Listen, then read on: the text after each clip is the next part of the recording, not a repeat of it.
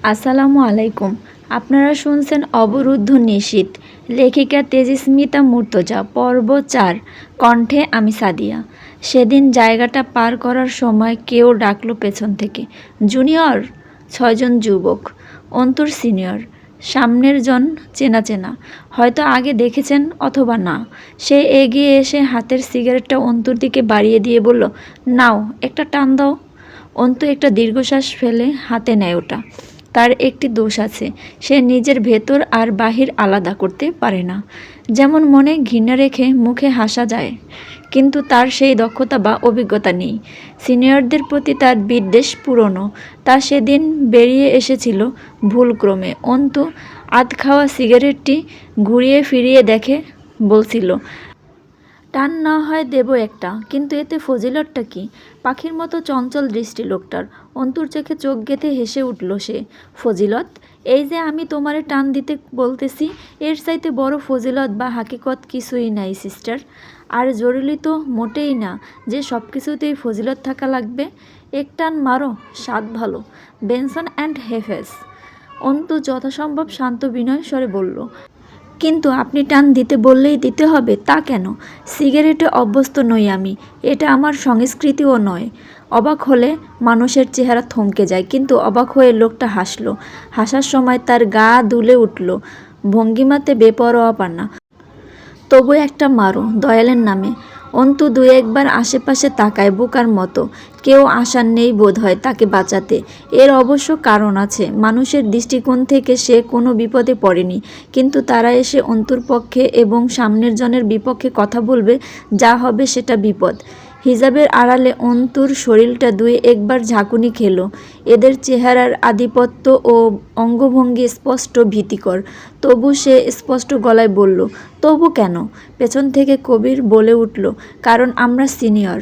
এরপর আর কোনো ফজিলতের খোঁজ করলে তুমি নিখোঁজ হয়ে যাবা। ঠিক বলি নাই ভাই? পেছনের ছেলেরা হাসল। সে বলল, আলবাত সহি কথা কইছস। তুই আমার লোক হয়ে ভুল কথা বলতেই পারিস না, এইটুকু কনফিডেন্স রাখা উচিত তোর। অন্তুকে বলল, মারো টান, আরেকটু হলেই তো সিগারেটটা শেষ হয়ে যাবে। ছাই জমতেছে, সিগারেট অপচয় করা ভালো কথা না। 16 টাকা দিয়া কিনছি, বেনসন অ্যান্ড হেজেস, খুব ভালো।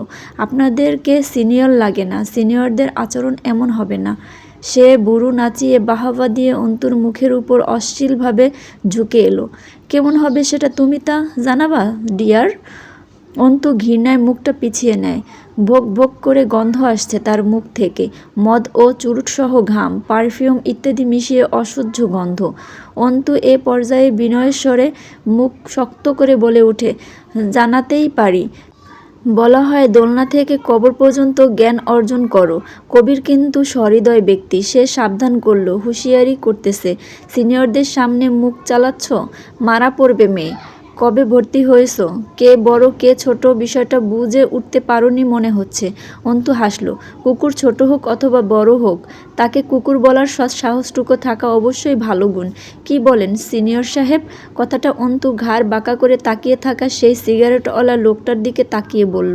কবিরের খুব হাসি পেয়েছিল ছোট্ট মেয়েটার দুঃসাহসের ওপর। বড় ইচ্ছে হচ্ছে নেকাবটা টেনে ছিঁড়ে ফেলাও তো উচিত। মেয়েটা বেয়াদব। সেই লোক ভুরু কিঞ্চিৎ জড়ায়, যা খুব সূক্ষ্ম। তার খুব আনন্দ লাগছে, নতুন ধরনের অভিজ্ঞতা এটা। তাদের সামনে কেউ তো কথা বলে না। মেয়েটা নিশ্চিত তাকে চেনে না। অন্তু আবার বলল, একটা মেয়ে হেঁটে যাচ্ছে, তাকে ডেকে সিগারেট টানতে বলা, পানির বোতল ভরানো, জুতো পরিষ্কার করানো, আজে বাজে কথা চিরকুটে লিখে তা অন্যকে দেওয়ানো, হ্যারাস করা, হুমকি দেয়া, হলে ডেকে নেয়া, এসব আপনাদের কাছে সিনিয়রের সংজ্ঞা? অথচ আমি যে বই থেকে সিনিয়রের সংজ্ঞা পড়েছিলাম, সেখানে লেখা ছিল সিনিয়র হলো শিক্ষক, যে জুনিয়রকে আদব শেখাবে, শিষ্টাচার বোঝাবে, একটা ভুল করলে ধমক দিয়ে ভুলটা ধরিয়ে দেবে, কোনো প্রয়োজনে সাহায্য করবে, ইত্যাদি ইত্যাদি। অনেক কিছু লেখা ছিল। সেই বই আপনাদের হাতে পড়েনি, দুঃখজনক। মূলত আপনারা রাজনৈতিক পাওয়ার শো করতে এসেছেন। ভুল বলিনি আমি নিশ্চয়ই? সিগারেটটা মাটিতে ফেলে পা দিয়ে চেপে পিষে ক্লাসের দিকে এগিয়ে গেল। ছেলেগুলো অন্তুকে ধরতে গেলে সে বাধা সাধল। উফ, ভয়েস কুল কুল, চিনিস তোরা মালটাকে? মালটা তো একদম আলাদা রে, সবার চাইতে আলাদা। তার সাথে খেলাটাও হবে একদম আলাদা। শালার রাজনীতিতে আসার পর কত ভদ্রলোক হয়ে গেছি আমি, ভাবা যায়? আমাকে চেনেনি মনে হয়, পাত্তাই দিল না। স্যাহ। আস্তে করে মুখটা তুলে আকাশের দিকে তাকালো। কুকুর বলেই খালাস হয়ে গেল জুনিয়র? পেটে যে কুকুরের ভীষণ খিদে, সেটা খেয়াল করলে না? Not fair knob, this is not fair. হুট করে আবার আসমান থেকে চোখ নামিয়ে ঘাড় নাড়ল দুদিকে। হ্যাস, উফ কি তেজ! আমি ডিস্টার্ব রে। সিগারেটটা সে তুলল, সেটা কবিরকে দেখিয়ে বলল, রেখে দে এটা যত্ন করে।